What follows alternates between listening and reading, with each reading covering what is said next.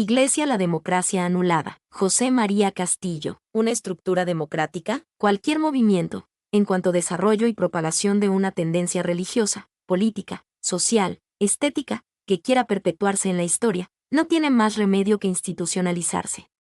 De lo contrario, solo perdurará 2 o 3 generaciones, así lo ha demostrado sobradamente la experiencia. Ahora bien, el primer problema que tiene que resolver un movimiento que se institucionaliza es el problema del poder. ¿Con qué tipo o desde qué modelo de poder se va a gestionar y cómo se ha de ejercer ese poder? Como es sabido, esta cuestión ha sido motivo de un largo debate teológico, sobre todo desde mediados del siglo pasado. 1. El problema quedó jurídicamente resuelto por Juan Pablo II, en 1983, al promulgar el vigente CIC, los cánones 331, 333.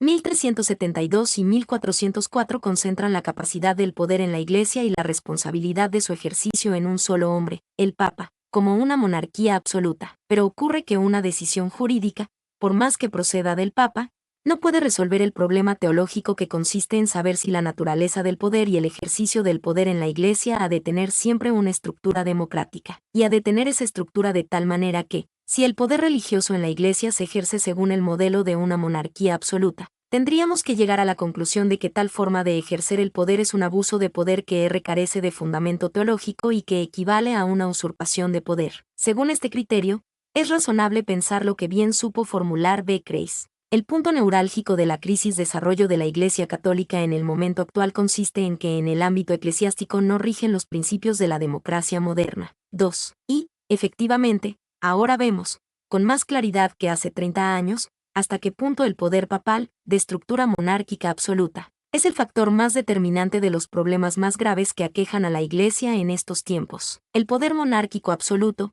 cuando es poder religioso, necesita una teología, una espiritualidad y sobre todo un sistema organizativo de absoluta sumisión, lo que, en tiempos de secularización de la cultura y de pluralismo religioso, resulta ser un sistema incompatible con la mentalidad y con la conciencia de los más amplios sectores de la población. El dato capital de la Iglesia naciente. Empezamos por lo más claro. Es un hecho que las primeras comunidades cristianas, cuando decidieron tomar un nombre para designarse a sí mismas, no adoptaron el término sinagoge, sino que asumieron la palabra eclesia. 3. Lo cual resulta enormemente significativo, porque hablar de sinagoge, entre los cristianos del siglo I en el imperio, sobre todo si se trataba de judíos helenistas, llevaba consigo la idea de la comunidad judía, definida por la observancia de la ley y el culto del templo, un concepto con el que los cristianos, según parece, nunca se sintieron identificados. 4. De hecho, los primeros cristianos no construyeron templos, ni se ataron a observancias legales, cosa contra la que, empezando por el apóstol Pablo, lucharon sin descanso. Por eso se comprende que, relativamente pronto, cada comunidad se denominó como una eclesía. Ahora bien, hoy, está fuera de duda que esta palabra se tomó del vocabulario de la democracia ateniense. Porque, siglos antes de que se hiciese la traducción al griego del Antiguo Testamento, LXX, y de la época del Nuevo, la eclesía se definía de un modo unívoco como un acontecimiento político que se repetía siguiendo determinadas reglas. Ya, en Heródoto, ese término designaba la asamblea del pueblo, que, con su poder soberano, tomaba las decisiones importantes para la politeía, la ciudadanía. Más tarde, en Eurípides, Resus 139 y Genofonte, Anad 1, 3, 2, se encuentra el término eclesia designando otras asambleas, que para nada eran oficiales, cosa que se hizo durante siglos. Y es precisamente de esta significación amplia de donde tomaron los cristianos el nombre de sus comunidades locales, primero, y más tarde el nombre de la comunidad universal de los creyentes en Jesucristo. Por tanto, eclesia no tiene nada que ver con el verbo ekalen, compuesto de kaleo, llamar, 5, ni se desarrolló a partir de la eclesia Quiro, la asamblea del Señor, que en los LXX designaba la asamblea de Israel convocada y reunida. 6. Los primeros cristianos, por tanto, se fueron organizando como incipiente institución a partir de una idea muy clara. Ellos se veían como asamblea que, con la participación de todos, tomaban sus decisiones. Precisamente porque aquellos cristianos veían que era así, en la común participación, donde ellos sabían que se manifestaba el Señor. No era, pues, en la obediencia a un jefe sino en la participación de todos donde encontraban la voluntad de Dios. Lo dicho expresa la idea original que los primeros cristianos se hicieron de sí mismos. Ellos se veían como una asamblea de ciudadanos libres y con capacidad para tomar sus propias decisiones. Podría decirse que allí donde acontecía la eclesía, surgía la eclesía, que se reunía desde entonces con la esperanza de encontrar a su Señor. 7. Por eso, Pablo se expresa en términos que confirman esta idea. Y así, se dirige en sus cartas a la asamblea, eclesía, que está en Corinto, 1 Sioar 1,2, 2 Sioar 1,2, como habla de la asamblea, eclesía, de los tesalonicenses, 1 Tes 1,1.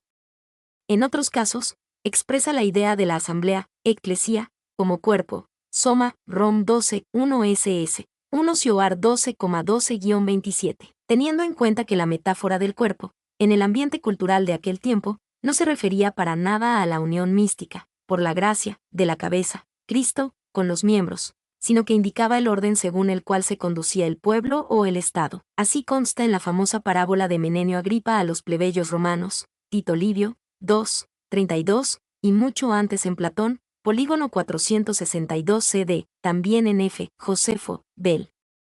Hood, 4, 7, 406. Sin duda alguna, la imagen del cuerpo expresaba el convencimiento de que la asamblea estaba compuesta por diversidad de miembros que todos se sentían unidos entre sí, y todos colaborando los unos con los otros, para la gestión de los asuntos que a todos les concernían. En las culturas mediterráneas del siglo I, la asamblea era un cuerpo unido, responsable de sus propias decisiones. Pero la vida práctica y concreta de las primeras comunidades cristianas se gestionó según este criterio y funcionó realmente como una eclesía. Para responder a esta pregunta, es necesario recordar, ante todo, que los primeros datos que conocemos sobre la vida de aquellas comunidades son los que nos proporcionan las cartas de Pablo, que se escribieron entre los años 50 y 57 del siglo I, 8. Si pensamos que el libro de los Hechos se redactó entre los años 80 y 90, resulta que los datos que encontramos en las cartas de Pablo corresponden a hechos y situaciones que se produjeron unos 30 años anteriores a la eclesía que quedó reflejada en los Hechos de los Apóstoles. Pero no es esto lo más importante. Lo que sobre todo interesa tener en cuenta es que las cartas que Pablo escribió a sus comunidades expresan la preocupación que siempre tuvo el propio Pablo por afirmar su autoridad. Pablo quería dejar claro, a toda costa, que él era apóstol, como los demás apóstoles, de forma que la autoridad que él ejercía derivaba de ese hecho, su condición de apóstol, 1 Tes 2,6, Gal 1,1, 1 Sioar 1,1, 9, 1, 2, Rom 1,1, 11,13. Así, al llamarse a sí mismo apóstol, Pablo se sitúa al nivel de las más altas autoridades de la Iglesia, 1 Sioar 12,28, 15,9-11, 2 Sioar 11,5, 9, y, sin embargo, tan cierto como lo que acabo de indicar es también el hecho de que uno de los rasgos más llamativos en la relación que Pablo mantuvo con sus comunidades es la libertad de interpretación y la flexibilidad para tomar decisiones que Pablo daba a sus destinatarios. 10. Las comunidades no deben estar sujetas a los apóstoles o maestros, sino solo a Cristo.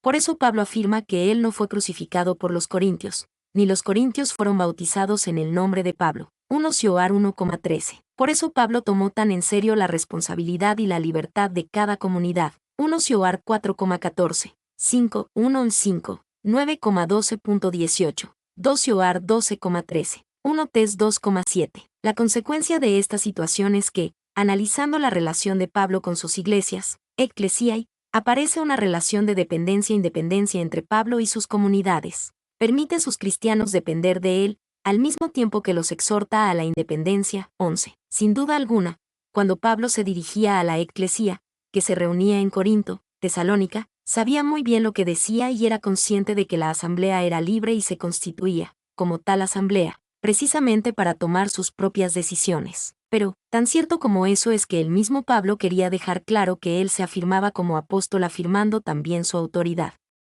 De ahí, la claridad y al mismo tiempo la ambigüedad que siempre queda flotando en la relación de Pablo con sus comunidades. En el libro de los Hechos, 30 años después de las cartas de Pablo, la autoridad democrática de la asamblea, comunidad, de discípulos queda mucho más patente. Ya antes de Pentecostés, cuando los primeros discípulos tuvieron que designar al que había de ocupar el puesto que dejó vacío Judas, no fue la decisión de Pedro, ni la deliberación de los 11, la que hizo el nombramiento del sustituto.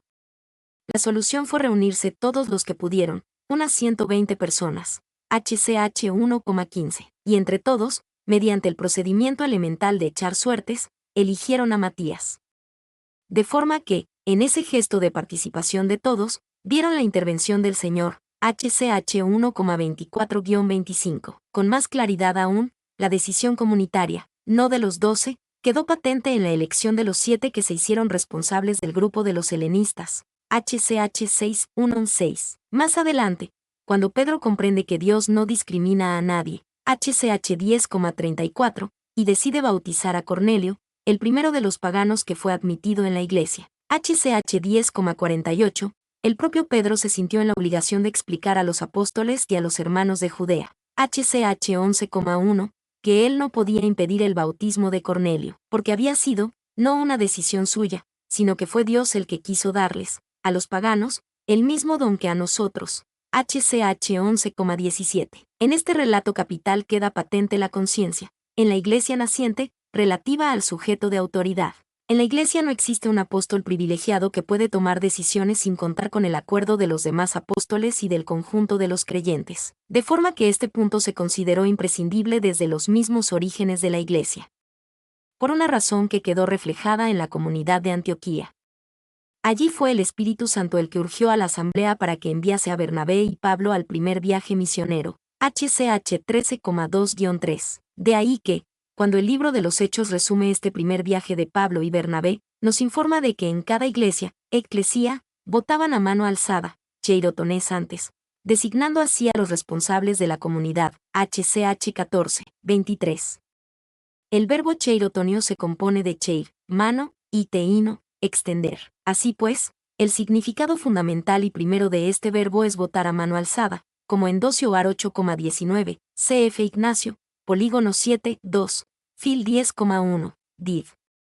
15,1. Como es sabido, al estudiar los orígenes del ministerio en la Iglesia, hay que distinguir entre la cheirotonía, votación popular, y la cheirotesía, imposición de manos, la llamada ordinatio, 12. La cheirotonía correspondía a la comunidad, mientras que la cheirotesía la realizaban los apóstoles, los dirigentes de las comunidades y, más tarde, a partir del siglo III, los obispos.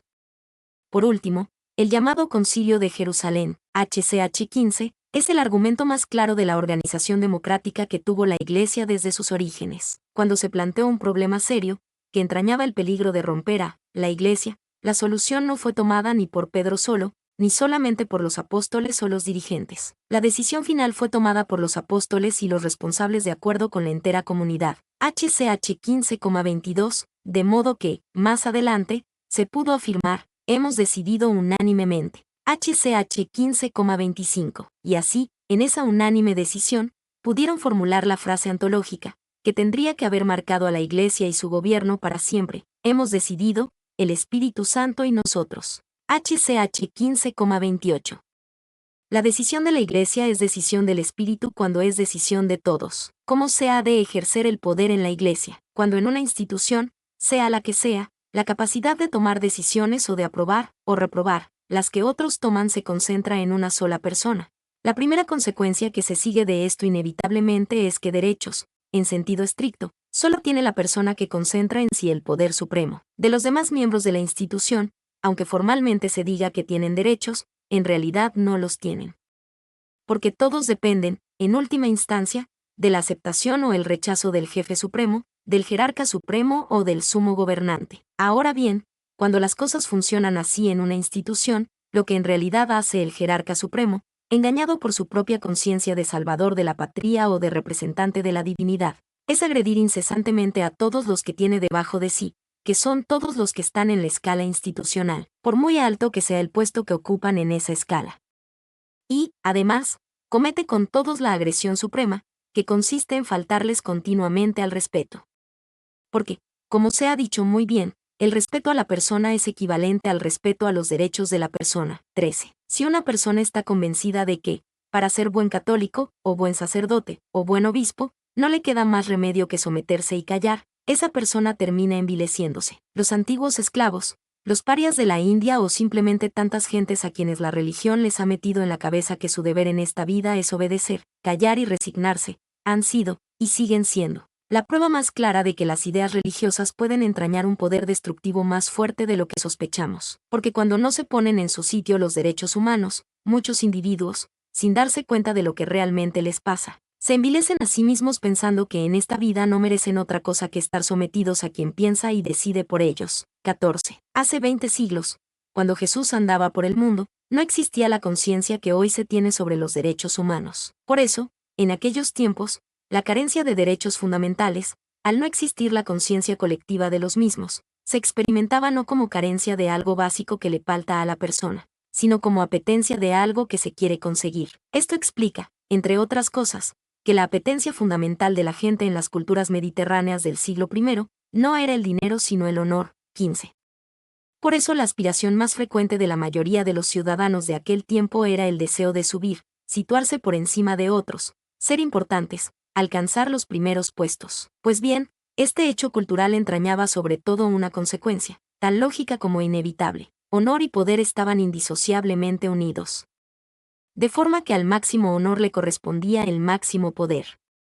Y, a la inversa, quien detentaba el poder supremo, por eso mismo gozaba de la dignidad máxima, lo cual era cierto hasta tal punto que, en la cultura del imperio, quien tenía el poder supremo, el emperador, por eso mismo tenía juntamente la categoría absoluta, es decir, era tenido y venerado como Dios. Como se ha dicho con razón, Augusto era el divino, el Hijo de Dios y el Dios de los dioses. Era el Señor, el liberador, el redentor y el salvador del mundo, no solo de Italia o del Mediterráneo, sino de toda la tierra. 16. Por eso no nos debe sorprender que Calpurnio Sícolo se regocijara con el joven Nerón, nuevo emperador, afirmando que era un verdadero dios, ipse Deus. Cosa que afirma dos veces, Eglog. 1. 4247, 63, 84 a 85, 17. Y al mismo Nerón, su preceptor, Séneca, llega a decirle: tú no puedes alejarte de ti mismo, de tu elevado rango, él te posee y donde quiera que vayas, te sigue con gran pompa. De manera que, añade Séneca, la servidumbre propia de tu elevadísimo rango consiste en el hecho de no poder llegar a ser menos importante. 18. Así pues, en las ideas del siglo I estaba comúnmente aceptado que lo máximo a que se podía aspirar, en esta vida, era al máximo honor. Porque eso es lo que estaba asociado al máximo poder. Ahora bien, el enorme problema que esto planteaba, es que las ideas de prevalencia y de prepotencia, en el fondo, eran la misma cosa. Y aquí, justamente aquí, es donde nos encontramos con una de las claves más fundamentales para entender dos cosas enteramente capitales: la fuerza del Evangelio y la debilidad de la Iglesia. Sin duda alguna, Jesús fue quien vio este asunto con más clarividencia. Por eso se comprende la machacona insistencia de Jesús en subvertir este perverso círculo de honor y poder.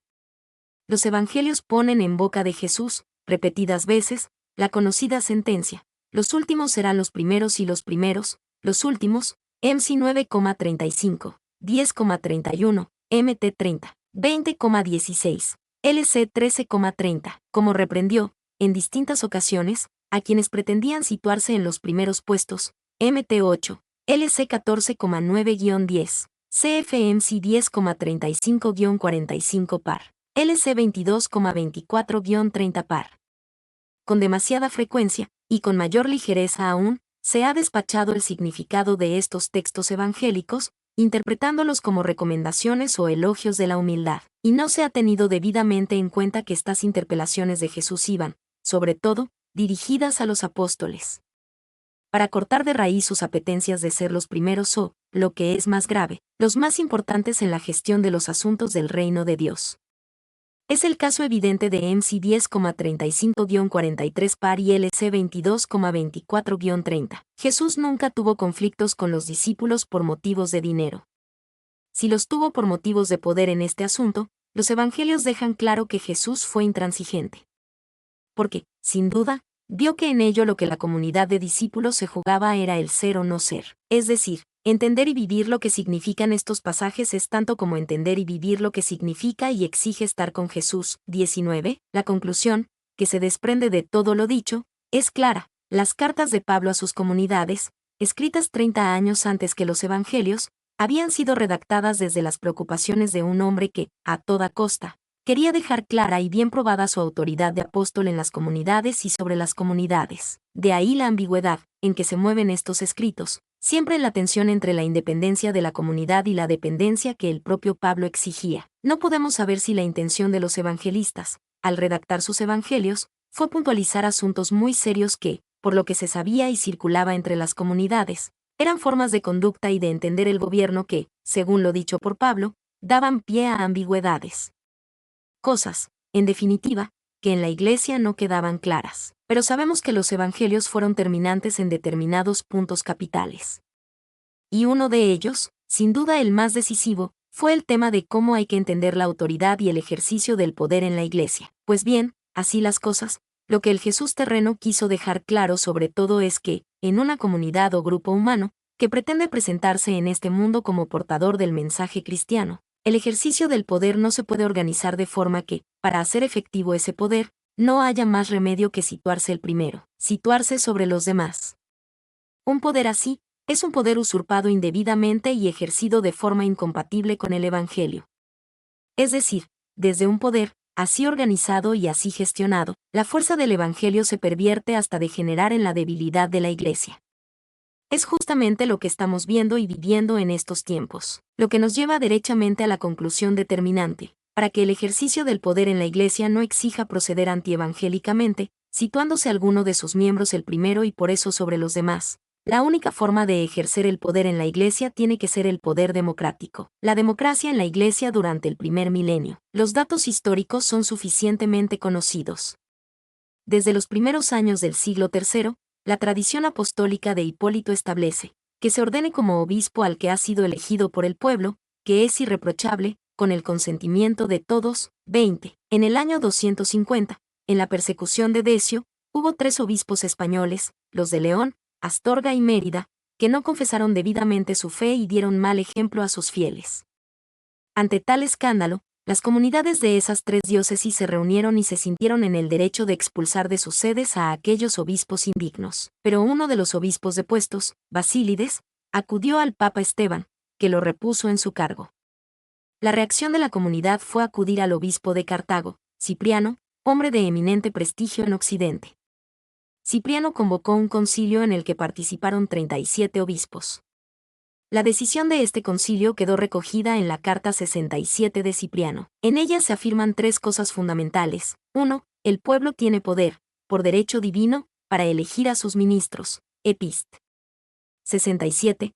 4. Cel 738, 3-5. 2. El pueblo tiene también poder para quitar a los ministros cuando son indignos. Epist. 67. 3. Cel 737.738. 20-22, 3. El recurso a Roma no debe cambiar la situación, cuando ese recurso no se basa en un informe que corresponde a la verdad. Epist. 67, 5. Cel 739, 18-24.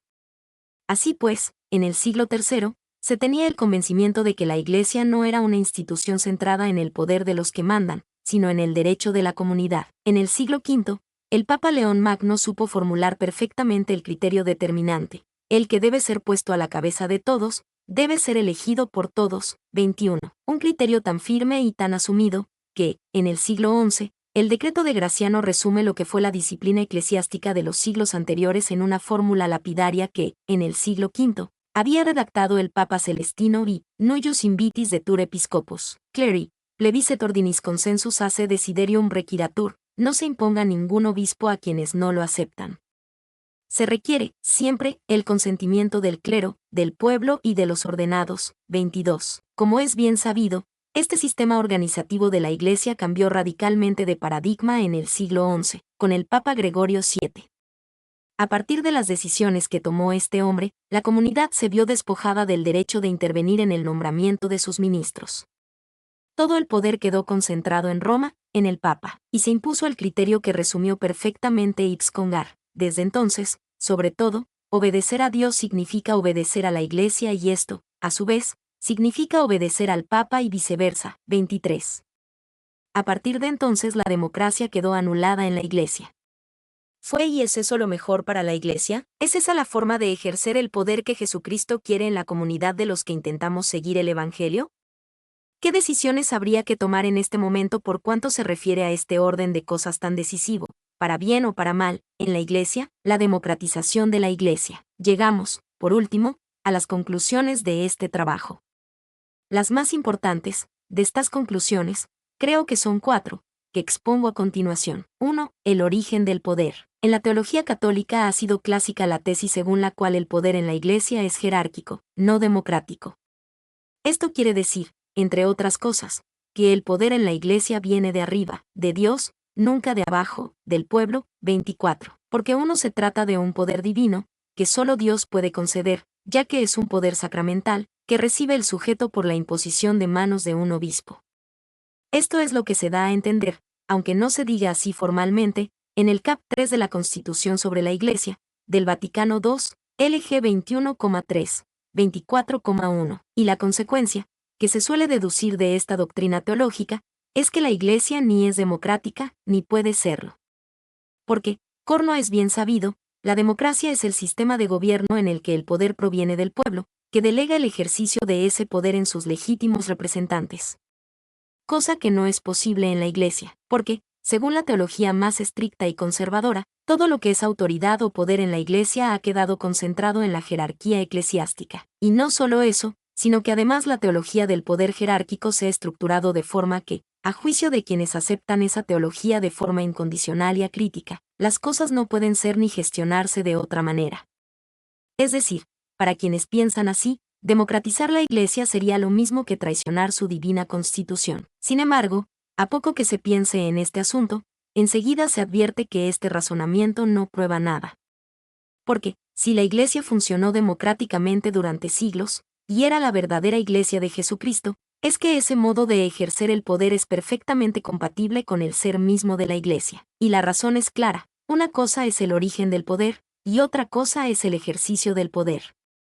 Cuando hablamos de democracia, lo decisivo no es la teoría que cada cual tenga sobre el origen del poder, sino la praxis que concreta cómo se ejerce el poder. Lo que le importa a la gente no es de dónde viene el poder, sino que quien organiza la gestión del poder lo haga de la forma más razonable y de acuerdo con lo que el pueblo necesita realmente. Por otra parte, como ya dije antes, una cosa era la designación de los ministros, cheirotonía, y otra cosa era la imposición de manos, cheirotesía, lo que, a partir del siglo III, se denominó la ordinatio. Pero aquí es importante recordar que la llamada ordenación, ordo u ordinatio, no proviene de la tradición religiosa de Israel, ni de la tradición cristiana del Nuevo Testamento, sino que era una institución jurídica del imperio que fue asumida por los clérigos para distinguirse y situarse en un rango superior sobre la plebe o pueblo sencillo. Así, el ordo equitum y el ordo senatorum, caballeros y senadores, los notables de la sociedad, se distinguían del ordo plebeius, la plebe o pueblo llano. En realidad,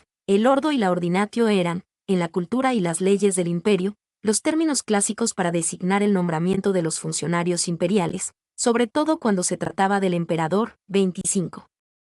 Es verdad que en el Nuevo Testamento se menciona el gesto de imponer las manos, epitesis ton cheiron, pero tal gesto se refiere principalmente a las curaciones de enfermos, MT 9,18, MC 5,23, 6,5, 7,32, 8,23, LC 13,13, HCH 28,8. Cuando en las cartas pastorales se menciona la imposición de manos a Timoteo, 1 Tim 4,14, 2 Tim 1,6. El análisis más documentado de estos textos hace suponer que la comunidad de las cartas pastorales expresa así la concesión de la gracia del ministerio pastoral, cosa que se aleja de la idea inicial de San Pablo sobre la libre actuación del Espíritu. 26. Por lo tanto, y a la vista de la documentación aportada, es claro que los dirigentes de la Iglesia, obispos, presbíteros, diáconos, al autocomprenderse y autodenominarse como los ordenados, los poseedores del ordo, que les constituía como los ordinati, lo que en realidad hicieron fue constituirse como una clase superior sobre la plebe, afirmando, además, que ellos, y solo ellos, poseían un poder de origen divino. En cualquier caso, está fuera de duda que la distinción entre el orden y el pueblo, aplicado a la organización de la Iglesia, fue una innovación introducida por la autoridad eclesiástica. Tertuliano, en el siglo III, lo afirma con toda claridad. La diferencia entre el orden y la plebe fue constituida por la autoridad eclesiástica. Differentiam inter ordinem et plebem constituit ecclesiae auctoritas. 27.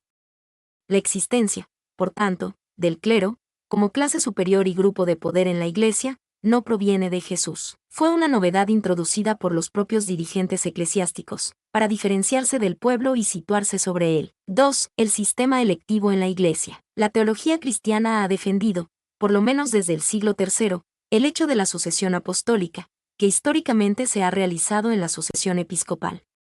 Este dato no es una quaestio disputata, sino que pertenece a la fe de la Iglesia. Pero lo que no pertenece a la fe de la Iglesia es que los sucesores de los apóstoles, y sus colaboradores, tengan que ser designados y gestionar el gobierno de la Iglesia como de facto. Todo eso se hace ahora y se viene haciendo, por lo menos, desde el siglo XI. Sabemos con seguridad que, en los primeros siglos y durante la Alta Edad Media, las cosas se hicieron de otra manera, porque, sobre todo, en aquellos tiempos se tenía la viva conciencia de que el Espíritu de Dios se hacía presente, en la comunidad de los cristianos, precisamente cuando todos unánimemente intervenían en la designación del obispo o de sus colaboradores. La intervención divina se manifestaba principalmente en la unanimidad de todos al designar a quienes les habían de gobernar.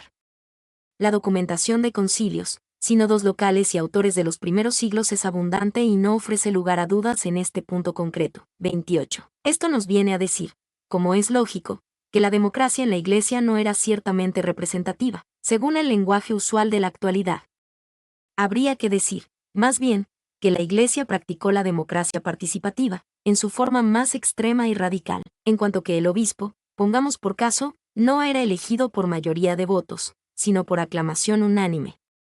En la actualidad, dado el pluralismo de culturas, creencias, ideologías políticas y tradiciones que se ven obligadas a convivir, sobre todo en los países más industrializados, sería una ingenuidad inalcanzable el solo hecho de pretender que los cargos eclesiásticos fueran designados por aclamación unánime. Por eso parece más coherente proponer que la enseñanza que nos deja la tradición antigua de la Iglesia es que, en cualquier caso, su forma actual de democracia tendría que gestionarse de forma que se llevara a cabo mediante la mayor participación y corresponsabilidad posible de todos los creyentes. 3. Propuestas concretas. Ante todo, sería de extrema importancia tomar en serio la lúcida propuesta que ha sabido formular Francisco Fernández Buey cuando nos ha puesto en guardia frente a una concepción meramente procedimental de la democracia. Es decir, cuando nos fijamos solamente en las normas, reglas o procedimientos formales de expresión de la voluntad del pueblo. 29. Lo más importante, para que funcione una democracia, no es la normativa democrática, sino el tipo de ser humano que le corresponde. 30. En la Iglesia del primer milenio fue posible aquel sistema democrático porque, antes que en normas y autoridades, se creía en la presencia y en la fuerza determinante del Espíritu, que se hacía presente en la participación unánime de todos. Este punto es capital. En una Iglesia en la que los creyentes centran su fe, ante todo, en la sumisión al Papa y al Obispo, no es posible la democracia. La Iglesia podrá ser democrática el día en que, antes que en la obediencia al Papa, se torne en serio la obediencia al Espíritu de Dios y al Evangelio de Jesús. En la Iglesia antigua, la designación de obispos por aclamación unánime era posible porque los cristianos estaban convencidos de que, si la designación venía del Espíritu, entre ellos no podía haber contradicción. 31. Esto supuesto, y viniendo a los procedimientos, para que el sistema democrático fuera aplicable, el primer paso que habría que dar en la Iglesia tendría que ser reducir el volumen de las diócesis y de las parroquias. Es evidente que, en una diócesis de cientos de miles de habitantes, no es posible alcanzar un nivel mínimo de coincidencia para ponerse de acuerdo a la hora de elegir a una persona que sea aceptada por todos. Para ello es indispensable que los participantes se conozcan y mantengan entre ellos unos lazos de intereses comunes. Por más que exista la razonable heterogeneidad de mentalidades y preferencias en los más diversos órdenes de la vida. En cualquier caso, habría que reducir y multiplicar las diócesis, como igualmente sería necesario promover otro tipo de parroquia. No la meramente territorial, sino parroquias personales, aglutinadas por ideales comunes y en las que todos los miembros, de la diócesis o la parroquia, se sintieran responsables de la gestión de los diversos asuntos. Como es lógico, los nombramientos de obispos no deben venir decididos de Roma, ni siquiera por la conferencia episcopal. Todos los nombramientos se tendrían que hacer en la propia diócesis, mediante la participación activa de todos los fieles, en las propuestas de candidatos y en la designación final. En cualquier caso, nunca se deberían admitir obispos impuestos desde fuera. Recuerdo de nuevo el principio establecido por el Papa Celestino y, no ius invitis detur episcopus, no se imponga ningún obispo a los que no lo aceptan. Y lo que se dice del obispo, tendría que valer igualmente para el caso del párroco. Por otra parte, No hay razón teológica alguna para que sean los cardenales los electores del obispo de Roma. Si el Papa es obispo de Roma, debe ser la comunidad de la diócesis de Roma, o el conjunto de las diócesis romanas. En caso de que la gran diócesis actual fuera razonablemente fragmentada, quien eligiera, como en las demás diócesis, la persona que debe gobernarla. Otro punto importante: todos los cargos de gobierno tendrían que ser temporales.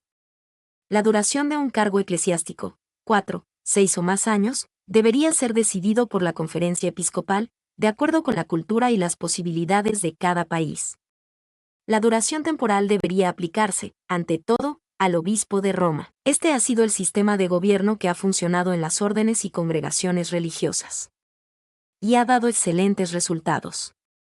Así se evitaría, entre otros males, la gerontocracia eclesiástica. No tiene sentido que un anciano de más de 80 años, y quizá con una salud deficiente, siga al frente de la Iglesia entera. La experiencia enseña que la vejez de los papas suele ser penosa y crea periodos de transición que, en la práctica, son, en gran medida, periodos de desgobierno en la Iglesia. Dos observaciones finales. Después del análisis, que acabo de presentar, se puede, y creo que se debe, concluir que el mayor daño que la autoridad jerárquica le ha hecho a la Iglesia ha consistido en la usurpación de un poder que no le corresponde. No porque en la Iglesia no tenga que haber una autoridad jerárquica, sino porque la autoridad jerárquica ha acaparado de tal manera el poder, que ha marginado la presencia y la actuación del Espíritu de Dios en el conjunto de la comunidad de los creyentes. Aunque teóricamente se acepta que el Espíritu está presente y actúa en la Iglesia, en la práctica concreta de la vida eclesiástica el Papa y los obispos están persuadidos de que ellos, y solo ellos, son los portavoces del Espíritu, los que tienen poder para interpretar, explicar y aplicar lo que el Espíritu quiere y dispone para el pueblo cristiano.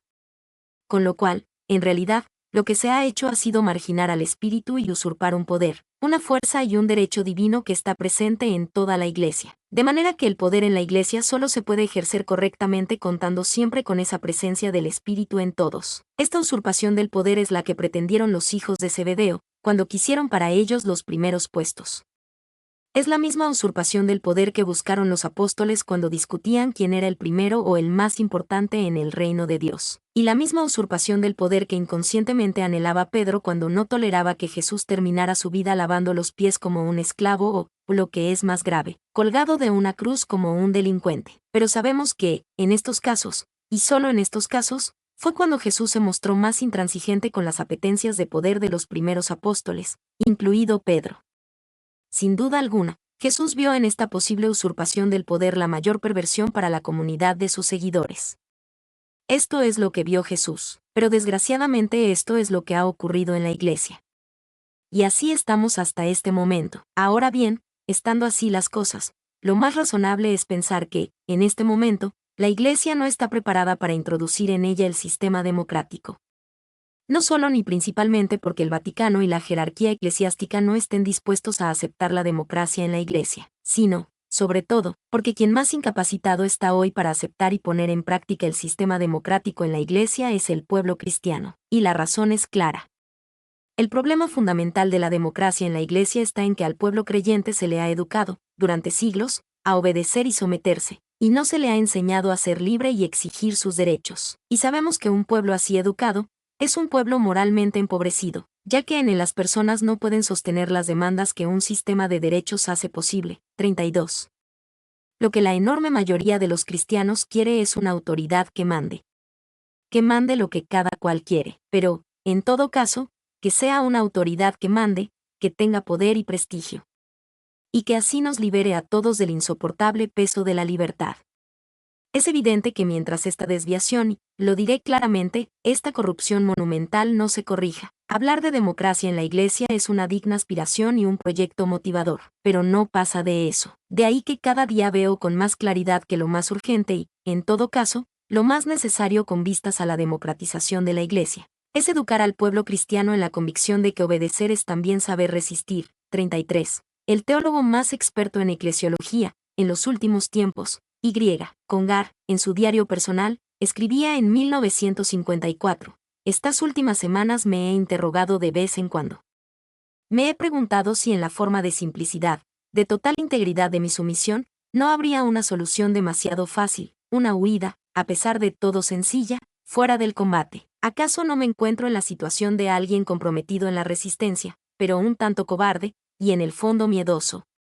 34. Tenía razón Dostoyevsky cuando puso en boca del gran inquisidor esta patética sentencia. No hay para el hombre libre cuidado más continuo y acuciante que el de hallar a un ser al que prestar acatamiento. Yo ya no me pregunto, como hacía Congar, si somos cobardes ante la autoridad que se nos impone. Lo que me pregunto es si, en el fondo, y sin darnos cuenta de lo que nos pasa, lo que realmente queremos no es que termine ya este papa y venga otro. ¿Para qué? ¿Para qué restaure la democracia perdida en la Iglesia? No, seguramente lo que nos ocurre es que vemos que este papa tiene cada día menos autoridad y por eso queremos otro que sea más universalmente aceptado por todos. No para que nos conceda ser realmente libres, sino para que tenga esa autoridad utópica con fuerza capaz para someternos a todos en un mismo proyecto. Y si esto efectivamente es así, entonces, ¿para qué seguir hablando de democracia en la Iglesia? Mi nombre es Demim, soy tu asistente personal. Mi sitio en internet es demim.es.tl.